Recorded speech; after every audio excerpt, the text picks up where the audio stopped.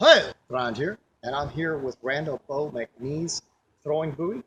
It's made out of a lawnmower blade. A lot of people corrected me on that in the first one and said that I didn't know. Honestly, I wasn't sure exactly what his blades were made out of. I looked at them online, and for all I knew, he had the same stamp that was used for this type of industrial, type punch. Like if you had that, you had that shape, even if it was for a lawnmower, some kind of sprocket or something, you could use it in anything. So I wasn't sure, but I mean, I kind of suspected it was a lawnmower blade. I truly did. So if anybody's out there thinking I'm stupid, I just didn't want to say that because if I said, wow, this is made out of a lawnmower blade, it wasn't.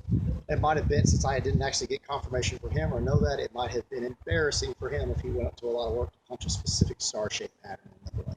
But no, it's actually part of the lawnmower blade he made it out of. I think it's an excellent material to make this type of weapon out of because what lawnmower blades endure is exactly what a good throwing blade would endure. Today what we're going to do is try some different spin throwing, some full spin throwing, which I didn't try in the other video. I tried half spin and quarter spin. I'm also going to try it against some extreme materials such as steel, like a steel bucket, and see if we can stick through it. I'm pretty sure it'll go clean through it. It's not going to damage the edge whatsoever because this is a high-grade type tool steel, but designed to take high impacts. And the original Bowie, just to add that, was made out of a file. Actually, a industrial grade file is what Jim Bowie's famous knife is. And yes, I'm from Texas, and it was used at the Alamo. So making one out of something like this is historical. I mean, people refashioned all kinds of stuff historically to make it into weapons. I mean, it's just the way it worked. You get an old broken weapon, you make it into a smaller weapon. If you had a file, you can make it into a knife because it's good steel. Later centuries, steel became more abundant. It happened more often. So I think this is great. Not bad at all.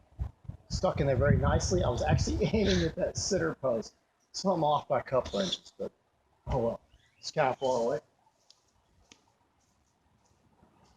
And it's in there good. I mean, you can feel this. It's like nice weight, nice balance. It's good for any type distance you're used to or whatever spin you like. The thing I like about the lawnmower blade for a throwing knife, I can't think of a better steel. The original Bowie knife used by Jim Bowie at the Alamo was supposed to be made out of industrial file, like a large file. File knives are very good, and the only thing about them, they're quite brittle. This material is not brittle like that. It's high-grade tool steel, much like flying steel, which is much more expensive, much more than $35. But it's able to pierce other steels and traveling at high revolutions, like on a lawnmower. You think about how fast it's spinning and hitting stuff like small tree trunks, tree branches, stuff on the ground like that, rocks. It's supposed to survive a rock. Now, you know that will damage the edge traveling at that speed, but this will actually punch into other steel, just like the flying steel blades we tested. We're going to try it out today, and I'm going to throw it this steel bucket over here that usually holds tar and see how well it penetrates. I'm pretty sure it's going to penetrate quite well.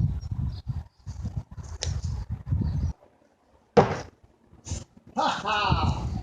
I aimed a wee bit low, but I stuck it in our barrel. And everybody knows notoriously how strong this barrel is. This is hard, heavy plastic, and the weight of this blade actually stuck in the barrel.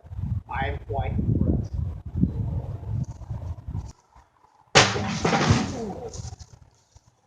It's still too light. I know. I might have to put something heavier in to try this out. Let's see what we hit. Right further. Right there. Right here. We actually stuck in the barrel. It went in, but our barrel's a little too light, so we actually dropped it off. Sorry about that. If the barrel's a little too light, it makes it a lot more difficult to do, but we got a nice penetration right here. It actually went into the barrel. I think I could have thrown it a little harder. I was just going for accuracy to hit right on. Because earlier I tried to throw harder and I ended up sticking it in the actual barrel, if you look right here.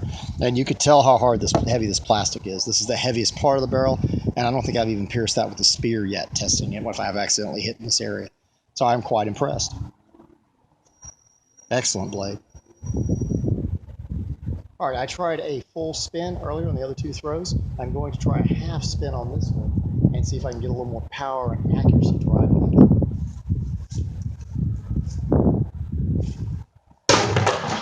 Ooh.